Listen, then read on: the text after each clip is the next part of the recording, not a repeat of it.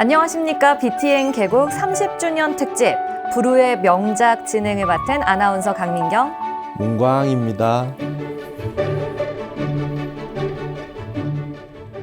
올해 BTN 불교TV가 개국 30주년을 맞이했습니다. 와! 네, 문광선님은 BTN과 오랜 시간 또 인연이 있으시잖아요. 소회가 네. 남다르실 것 같아요. 네, 저도 BTN 불교 TV를 보면서 많이 배우고 느끼며 지나온 세월이 벌써 30년이 됐네요. 앞으로도 한국 불교를 대표하는 방송으로 100년, 200년 계속되길 바랍니다. 네, 맞습니다. 이 프로그램을 보시는 모든 분들이 아마 같은 마음이실 텐데요. BTN 불교TV는 30년 동안 수없이 많은 불후의 명작들을 남겼습니다. 스님도 다시 보고 싶은 BTN 프로그램이 있으시죠? 예, 너무 많아서 셀 수가 없을 것 같은데요. 그래도 딱 하나만 꼽아주신다면요?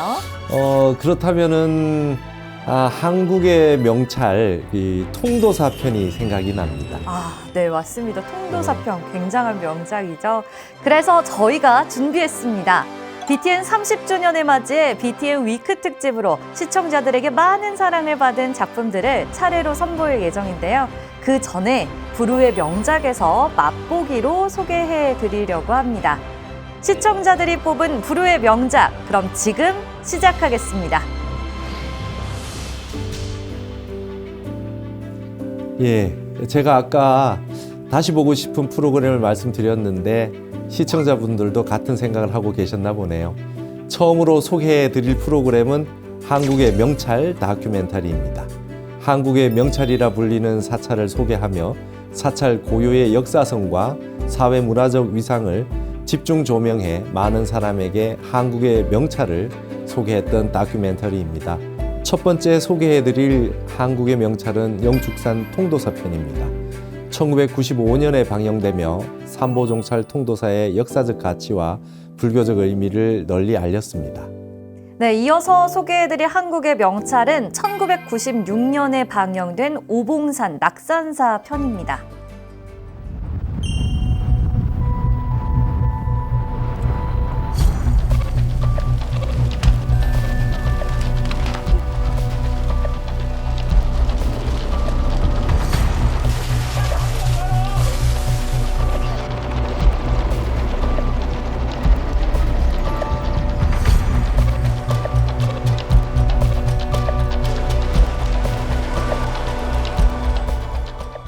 다들 놀라셨죠? 지금 이 영상은 2005년 강풍을 타고 넘어온 산불로 인해 건물 전체가 소실된 낙산사의 모습입니다. 2007년 현재의 모습으로 복원되며 천년고찰의 위엄을 되찾았지만 이 화재로 인해 모두 경각심을 갖는 계기가 됐던 것 같습니다. 한국의 명찰 다큐멘터리에선 화재 전에 낙산사를 만나보실 수 있는데요. 그럼 불후의 명작 만나보시죠. 영축산 거룩한 물 북쪽에 우뚝 솟아 주산이 되었으니 기상도 장할시고 이곳에 큰 절이 있으니 통도사라 하더라. 30년 전 통도사를 보니 감회가 새롭네요. 영축산 남쪽 기슭에 유구한 세월을 견딘 통도사가 자리 잡고 있는데요. 절집에 전하는 말로 고산 제1의 사찰은 오대산 월정사요 야산 제1의 사찰은 영축산 통도사라 했다. 통도사로 이어지는 길은 아름다운 풍경으로 사계절 언제 봐도 참 아름답습니다. 푸르른 녹음길을 따라보다 보면 마주하게 되는 첫 관문, 일주문에 숨겨진 의미를 알아볼까요? 영축산 통도사는 대원군의 글씨이며 불지종가 국지대찰은 해강 김규진의 글씨다.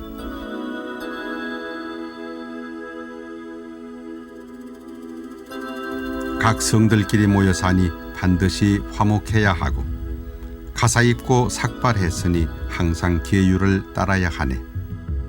통도사는 그 첫 관문에서부터 계율과 화합을 강조하고 있다. 통도사의 금강계단이 나오는군요. 이 금강계단이 있기에 통도사가 삼보사찰 가운데 불보사찰의 면모를 갖추게 된 것이죠. 내부를 더 자세히 들여다보시죠. 이러한 통도사의 가람배지에서 우리는 자유자재로 화연해 놔두시는 부처님의 모습을 만날 수 있다. 상로전의 금강계단에서는 금생에 남겨진 부처님의 진신을, 중로전 지역의 대광명전에선 부처님의 법신 비로자나불을 배열한다. 그리고 하로전 지역인 영산전에서는 가장 이상적인 인간상이었던 석가모니 부처님의 8가지 행동 양식을 만날 수 있다. 통도사 가람배치는 이처럼 불신을 향한 여러 가지 신앙의 형태가 총 집약되어 있는 것이다. 통도사 가람배치 구조에 역사와 문화, 가치가 고스란히 전달됩니다. 감로당은 통도사 내에서 가장 대중이 많이 거처하는 요사다. 86칸 빼곡이 들어찬 요사에서 승원의 취사와 살림이 모두 이루어진다. 행자분들에게 참 좋은 수련 공간이 아닐까 싶은데요. 네, 그렇죠. 하심을 익히고 마음결을 달래기 적합한 곳입니다.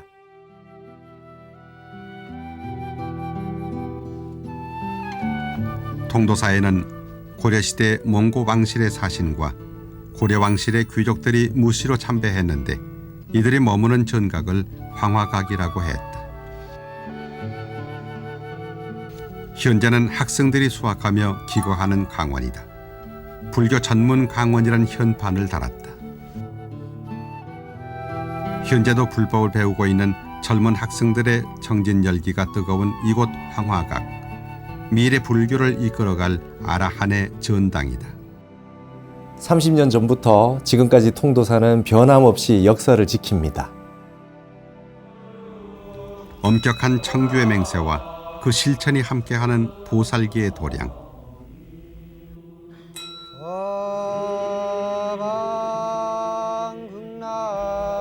진신사리의 정신과 청정계율을 방편으로 부처님 가신 길을 맨손 맨발로 따라갈 참 인재 가려 뽑는 곳. 통도사는 말법 시대를 밝히는 계율의 가람이다. 동해바다가 한눈에 내려다 보이는 천혜의 풍광이 아름다운 사찰 낙산사. 1996년의 낙산사로 시간여행 떠나볼까요? 처음으로 가볼 곳은 홍련암입니다. 낙산사 동쪽 끝 바닷가 벼랑에 한 송이 연꽃처럼 세워진 홍련암. 그 아래 관음굴은 의상굴이라고도 하는데 의상대사가 관음보살을 친절한 곳이라 해서 붙여진 별칭이다.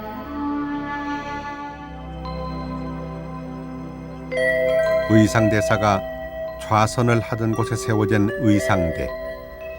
동해 일출이 바라다 보이는 전망 좋은 이곳에는 조그마한 암자가 있었다고 한다.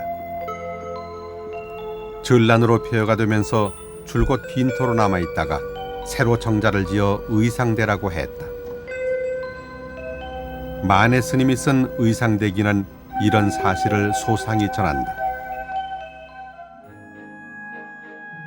낙산사는 역사의 중요성뿐만 아니라 불교 전통과 수행의 중심지로서의 역할을 해온 낙산사. 이뿐만 아니라 많은 불자들이 마음의 위안을 받는 곳이기도 합니다. 차비도량 낙산사의 얼굴 해수 관음상. 낙산사 동쪽 신선봉 위에 세워진 해수 관음상은 해맑은 미소로 참백에게 마음을 사로잡는다.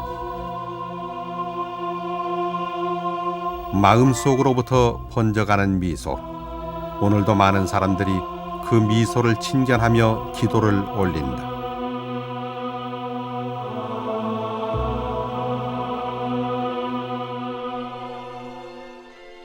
(30년) 전이나 지금이나 해수 관음상은 그 자리에서 많은 이들의 바람을 담아냅니다.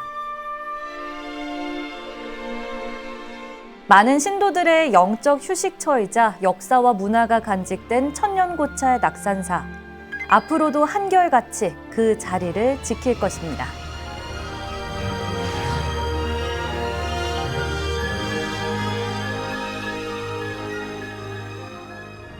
30년 전 통도사와 낙산사를 만나봤는데요. 스님은 과거와 현재 어떤 변화가 눈에 띄셨나요? 네, 이 영상을 통해서 과거와 현재의 모습을 이렇게 같이 볼 수 있다는 것, 그 자체만으로 해도 너무 좋은 것 같습니다. 네, 맞습니다. 저는 30년 전 낙산사를 볼 수 있어서 굉장히 기뻤습니다. 또 무엇보다 이 소실 전 모습들을 볼 수 있어서 굉장히 반가운 마음이 들었습니다. 그럼 이어서 또 반갑게 만나볼 프로그램 소개해 드릴게요. 다음은 1996년에 방영된 한국의 명찰 가야산 해인사 편입니다. 워로 스님이 말씀하셨습니다. 팔만 대장경도 모르면 빨래판이요. 돌부초도 모르면 돌덩이일 뿐이다. 그만큼 발언 안목이 중요하다는 의미일 텐데요. 한국의 명찰 해인사 편에선 해인사의 고유한 역사와 세계 문화유산으로서의 가치에 대해 상세히 소개합니다. 네, 이어서 바로 두 편 소개해 드리겠습니다. 1995년 방영된 한국의 명찰 조계산 송광사 편입니다. 송광사는 한국의 삼보 종찰로 선불교의 중요한 중심지죠. 이번 편을 통해 송광사가 한국 불교에 어떤 의미를 갖는지 되새겨 봅니다. 그리고 수학 여행지의 필수인 곳이 있죠. 바로 경주인데요. 그중에서도 불국사는 수학 여행의 근본이라 불리며 여전히 인기입니다. 그래서 준비했습니다. 한국의 명찰 토함산 불국사 편입니다. 다들 1995년 추억의 불국사로 시간여행 떠나볼까요? 그럼 불후의 명작 만나보시죠. 고유한 역사와 세계문화유산으로 빛나는 가치를 담고 있는 한국의 삼보사찰 해인사의 30년 전 발자취를 따라가 봅니다. 신라 화엄 10차례 하나인 해인사는 신라 애장왕 때인 802년에 창건되었다. 해인사 창건과 관련된 기록은 서거정에 편찬한 동문선에 수록되어 있는 가야산 해인사 선안 주원벽기에 상세히 적혀 있다. 신라 왕실의 후원으로 창건된 해인사는 화엄경에 나오는 해인산매에서 절 이름을 차용했다.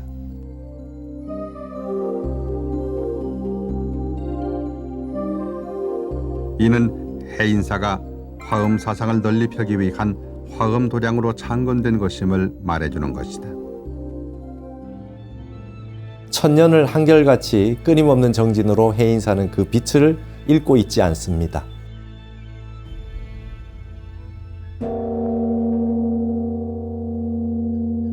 허공계를 일깨우는 범종 소리와 함께 새날이 시작된다.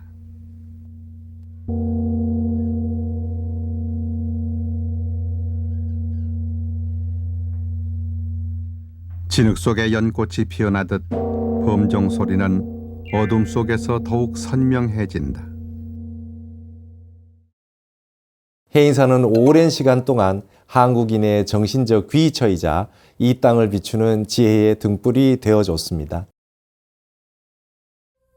이곳은 세계 문화유산으로 지정된 8만 대장경이 봉안된 장경각이다. 고려인의 호국정신과 불심이 오롯이 깃들어 있는 대장경판을 봉안하고 있는 장경각은 경판 보관을 위한 이상적인 건물로 전 세계의 주목을 끌고 있다. 남쪽 수다라장과 북쪽 법보전에 대장경판이 보관되어 있는데요. 원형 그대로 보존할 수 있었던 이유가 있다는데요. 습도와 통풍이 절로 조절되는 과학적인 건물 구조로 인해 목판인 대장경판이 수백 년간 원형 그대로 보존되어 왔다.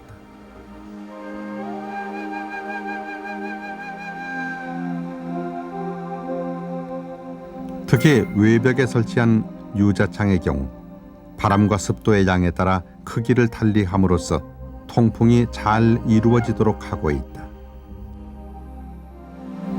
동서사간고를 포함해 4개 동 건물에 쓰인 기둥이 모두 108개이며 일주문에서 장경각에 이르는 계단 또한 108개로 이루어져 있다. 이는 중요한 경전을 모시는 곳인 만큼 불교적 교리 또한 세심하게 적용시킨 것으로 보인다. 이러한 가치를 세계적으로 인정받아 2007년에는 8만 대장경이 세계 기록유산으로 등재됐습니다. 현재 해인사에는 대장경판 총 8만 1258장이 국보제 32호로 지정돼 보관 중에 있습니다.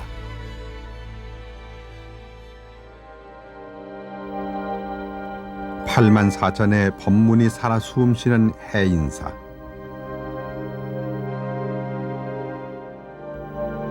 자비 법문으로 번뇌 물결 모두 사라지고 거울처럼 고요한 삼매 바다에 온갖 진리 빠짐없이 비춘다. 보조국사 진우를 비롯해 16명의 국사를 배출해낸 삼보사찰 가운데 하나인 승보사찰인 송광사. 그럼 30년 전 송광사로 떠나보시죠. 한국 불교의 승맥을 잇고 있는 승보사찰 송광사. 신라말 혜린 선사가 창건했다. 당시에는 길장사로 불렸고 승려수가 30-40명을 넘지 못하는 규모의 사찰이었다. 그 뒤 50년이 지난 후 고려말 보조국사 진울 스님이 수선의 도량으로 증비하면서 대가람이 일어섰다. 진울 스님이 송광사를 대수도 도량으로 만들었던 인연은 1182년 개성 보제사 담선법회에 참석해서 수행결사를 약속한 것에서부터 시작된다. 유구한 역사만큼이나 웅장한 규모를 자랑하는 송광사 내부도 들여다볼까요? 종고루를 지나 내정으로 들어서면 우리나라 어느 곳에도 없는 십자형 대웅보전이 우뚝 솟아있다. 대웅보전 왼쪽에는 승보전, 오른쪽에는 지장전이 양날개인 양 벌려 서 있다. 내부 불단에는 아랫부분에 부처님 진신사리탑을 모셔 넣었는데 그 탑신 위에 3세 열애와 4대 보살을 세웠다.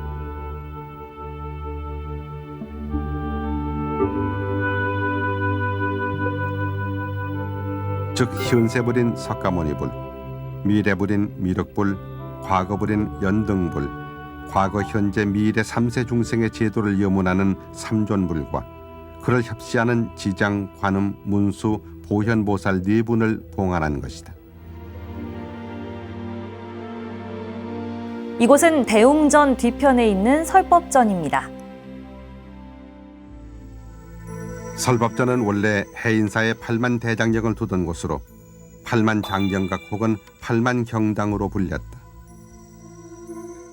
통도사와 해인사의 대장경은 현재까지도 잘 보존되고 있으나 송광사 것은 1951년 화재 때 소실되고 말았다. 현재 건물이 비록 대장경은 사라지고 설법당으로 이름이 바뀌었지만 부처님 8만 4천 법문을 설하는 대강당으로 제 역할을 다하고 있다. 부처님 법을 전해오며 큰 도량을 이룬 송광사에는 많은 문화유산이 남아있다고 해요. 화엄전 불단에는 화엄 연화장 세계 교주 비로자나불과 관음 대세지보살이 봉안되어 있다. 많은 문화유산의 보고로서 역할을 다하고 있는 송광사입니다.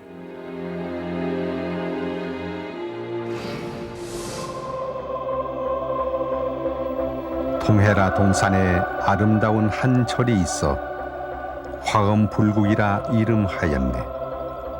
주인 종건이 친히 세우니 절 이름 4마디에 깊은 뜻 숨었네. 불국사.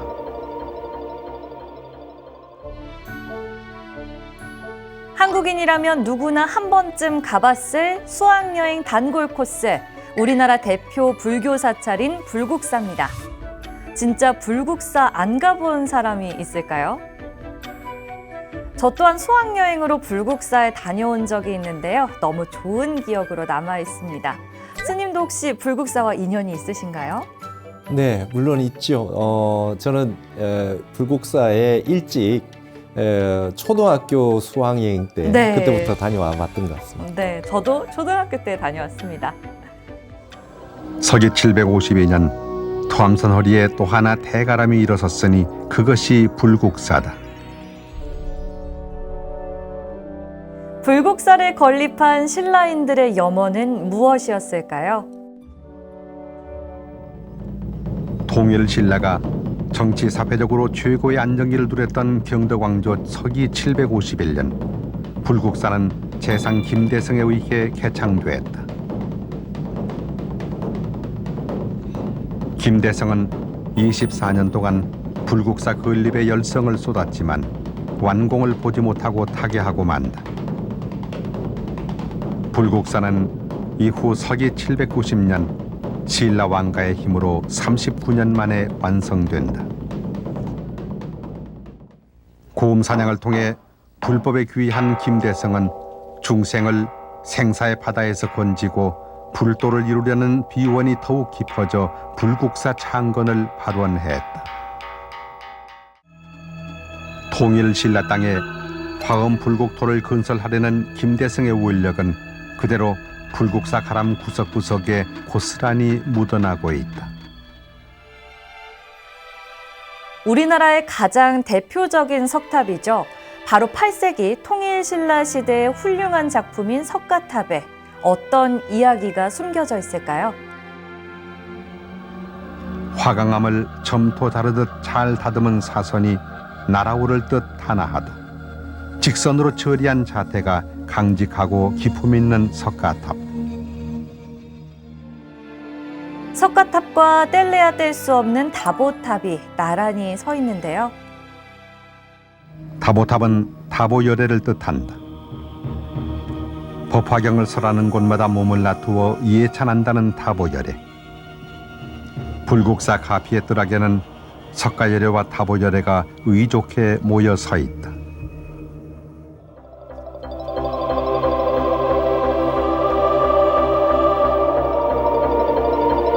석가탑, 다보탑을 핵으로 화음만 달아 화려하게 피어나는 이상세계가 바로 불국사의 또 다른 얼굴인 것이다.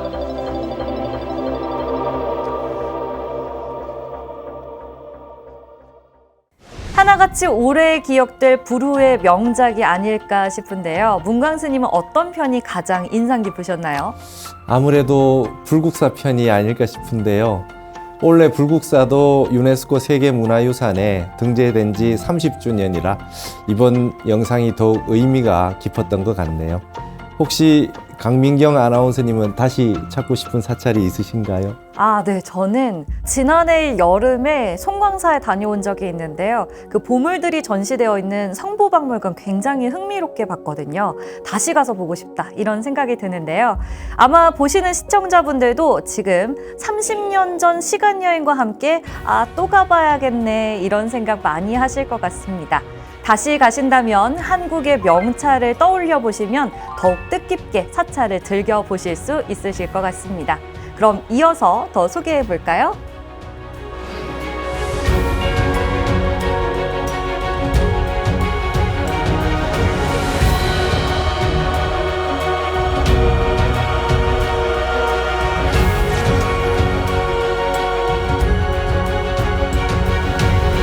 다음은 1995년 불교TV 개국 당시 제작돼 큰 화제를 모았던 프로그램 뜰 앞의 잣나무인데요.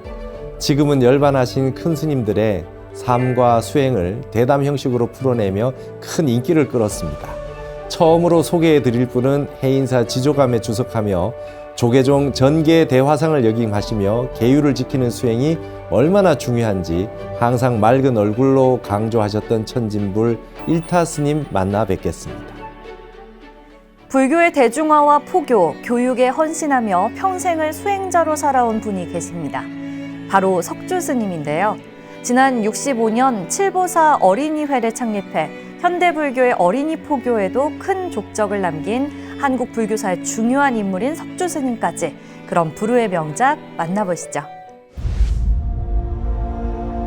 우리 불교를 대표하는 율사이자 계율 수지의 상징이셨던 일타 스님은 해인사 지조감에 주석하며 계율을 지키는 수행이 얼마나 중요한지 항상 강조하셨는데요. 말씀 한번 들어보시죠. 이 부처님 법은 마음을 근본으로 했고, 네. 참 그야말로 심정직 도정이라 마음이 맑고 깨끗하고 기쁘고 즐거우면 국토가 다 맑고 깨끗하고 기쁘고 즐겁게 마련인 것이다.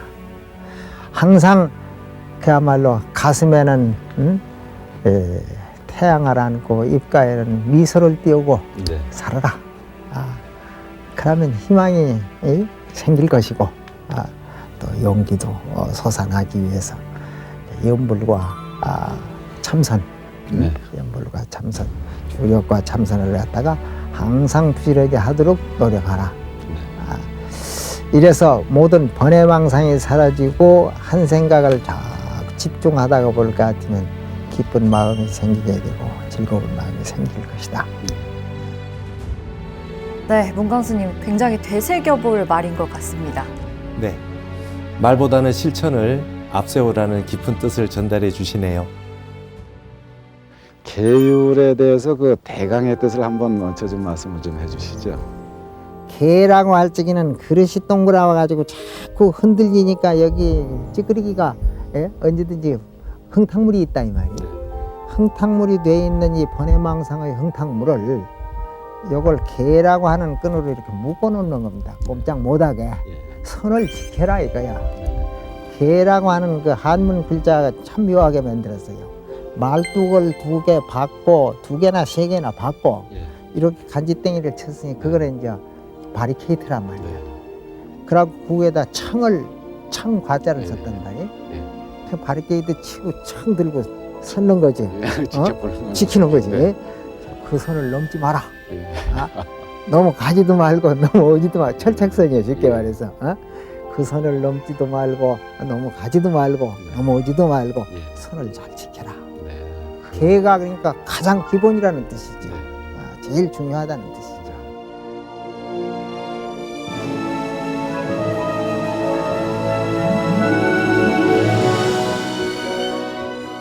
제가 요리라고 하는 것은 선시불심이여 교시불오라. 선시불심이니까 선이라는 것은 불심을 말하는 거니까 불심, 심 그건 눈에 안 보이지 않습니까? 불어, 부처님 그 교시불어 부처님 교법은 말이니까 말을 앞세우지 마라 했고 율시불행이니까 아주 그냥 행동으로 옮기는 거. 나도 스스로 행동으로 옮기고 남도 행동으로 옮기도록. 그러니까 자각하고 각타하고 각행이 원만한 이게 바로 불교 아니겠는가. 관세음보살만이 불사람 부르고 화두하는 사람은 어떻게 부지런히 화두하면은 그게 참 수행자의 길이고 그게 성직자의 길이고 그 부처님 제자가 가는 길이 아니겠는가. 아름답게 더불어 살길 바라는 일타 스님의 마음이 담겨져 있었네요. 평생을 불법에 헌신하며 진리를 쫓고 중생을 향한 길을 닦은 석주 스님.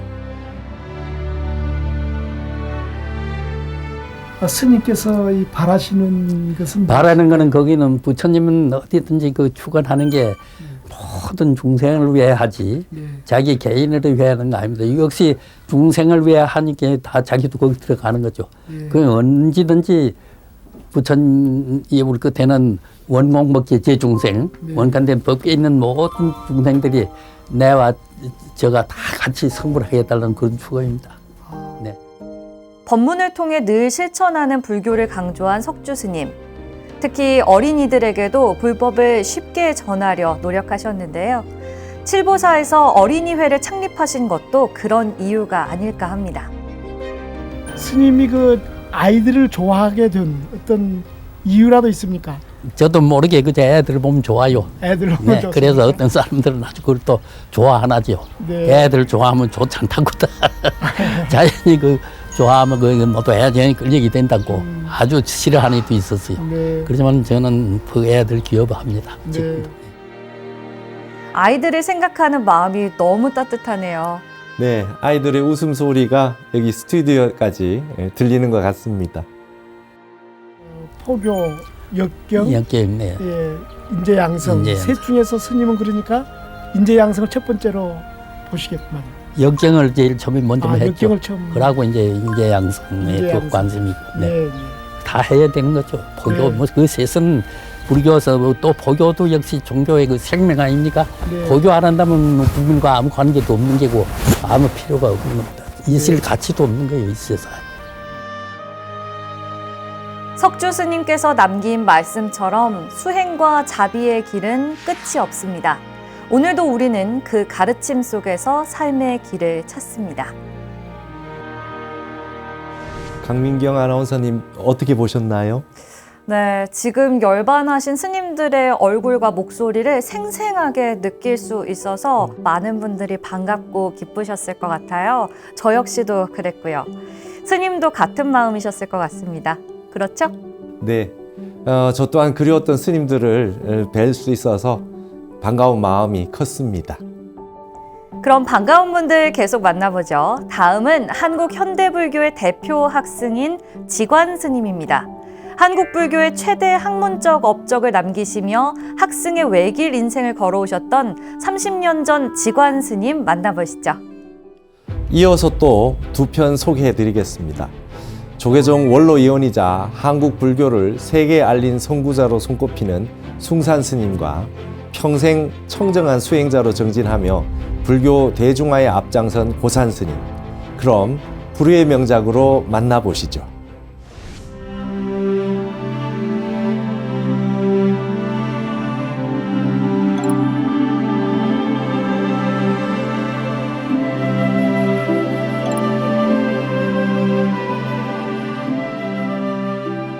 지금의 지관 스님이 되기까지 큰 가르침을 준 스승은 누구실까요?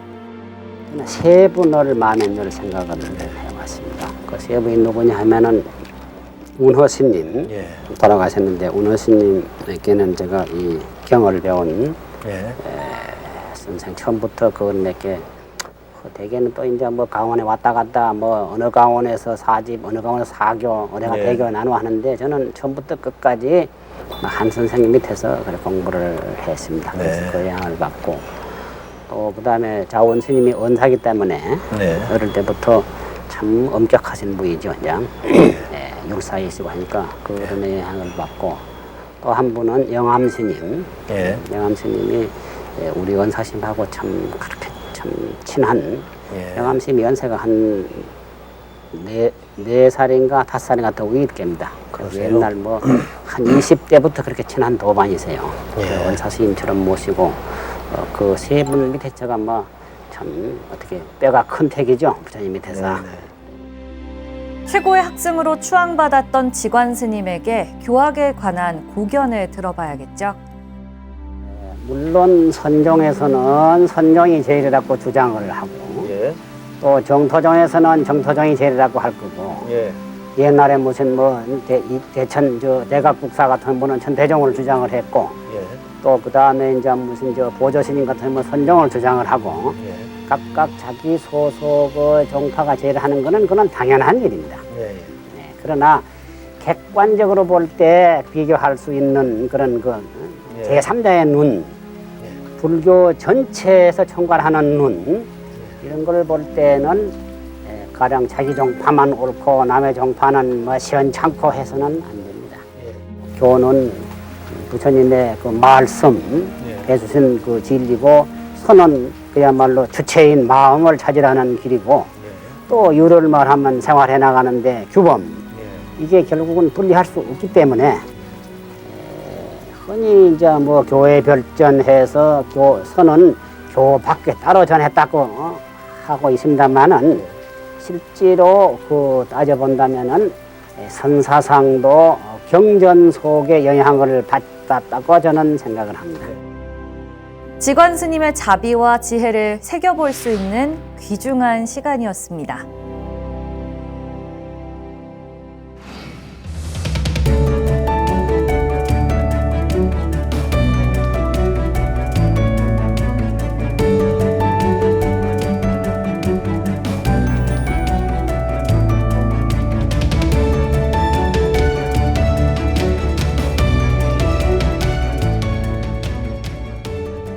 이곳 학예사에 주석하신 지는 언제부터시죠? 학예사에 주석한 지는 한 48년 됐습니다.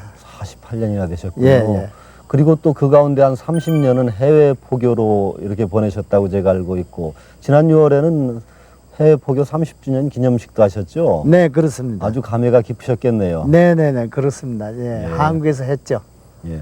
30년 하면은 참 보통 사람의 반평생입니다. 그렇습니다. 스님께서 그렇게 오랜 동안 참 노력을 하셨기 때문에 한국 불교가 세계에서 빛나고 있다고 저는 생각하는데요. 예. 해외 그 대개 몇 개국에 어느 정도의 선언을 세우셨어요? 국가적으로 따질 적엔 한 32개 국가 되고요. 네. 선방은 130건대 됩니다. 아이고 참 대단한 일을 하셨습니다. 숭산 스님 덕분에 지금의 한국 불교가 널리 퍼질 수 있었던 것 같네요. 네, 숭산 스님은 달라이 라마 틱나칸 스님과 같이 세계에 이 우리 북방아시아의 불교를 널리 알리신 세계적인 큰 스님이십니다. 세계를 향한 포교의 가장 절실하고도 급한 문제는 뭘까요, 스님? 불교라는 것이 부처님이 참말로 뭐 머리가 둔해가지고서 서선에 들어가서 6년 동안 보르스남에 계셨던 것은 아니거든요. 그렇겠죠. 머리가 그렇게 다 인도 철학, 고매한 인도 철학이나 바라문교라든가 인도교를 다 마스터를 했지만 예. 자기 자신이 뭔지는 몰라.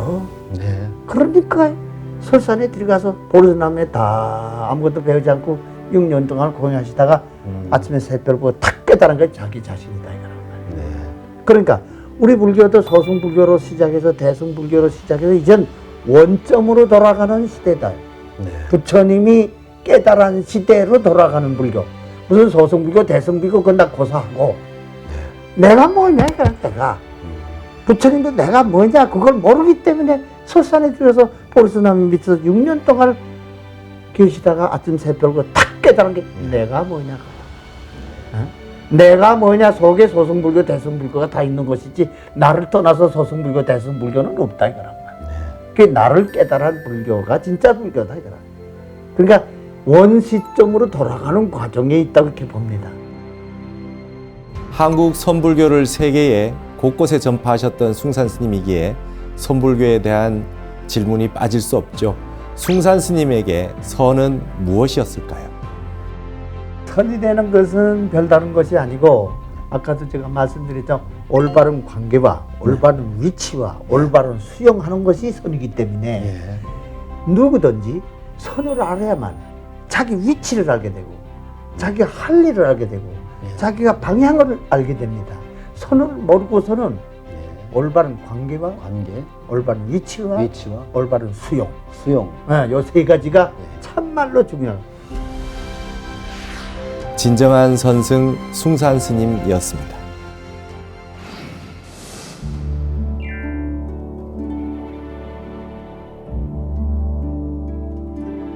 참선이 곧 삶이라는 가르침을 강조하신 고산 스님. 좌선만이 수행이 아니라 생활 속에서 끊임없이 깨어있는 것이 중요하다고 말씀하셨는데요. 깨달음은 수많은 수행을 통해서도 어려운 것 중 하나라고 생각합니다. 강민경 아나운서님은 깨달음이 무엇이라 생각하세요? 저는 깨달음은 마음가짐부터 그 깨달음의 시작이 되지 않을까 그렇게 생각을 합니다. 고산 스님의 말씀을 듣다 보니 스님이 갖고 계시는 마음가짐이 궁금한데요.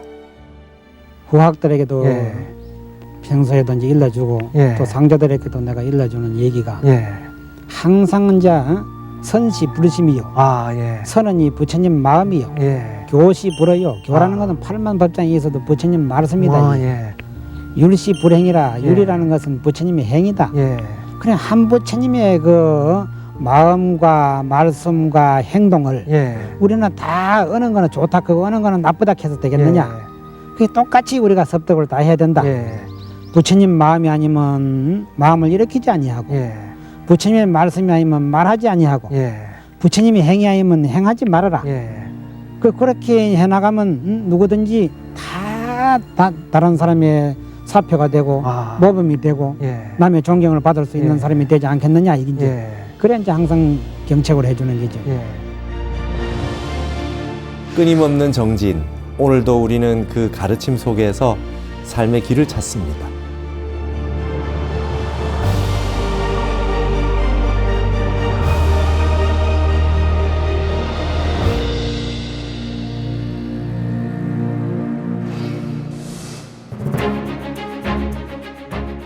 뜰 앞에 잣나무로 인해 어떻게 지금 위치의 한국 불교가 됐는지 알 것 같더라고요. 이렇게 훌륭한 큰 스님들 덕분에 세계 곳곳에 부처님의 가르침을 전달할 수 있었던 것 같습니다. 예, 뜰 앞에 잣나무 방송을 통해 그리웠던 스님들의 30년 전에 말씀을 들을 수 있어서 참 뜻깊은 시간이 아니었나 싶습니다.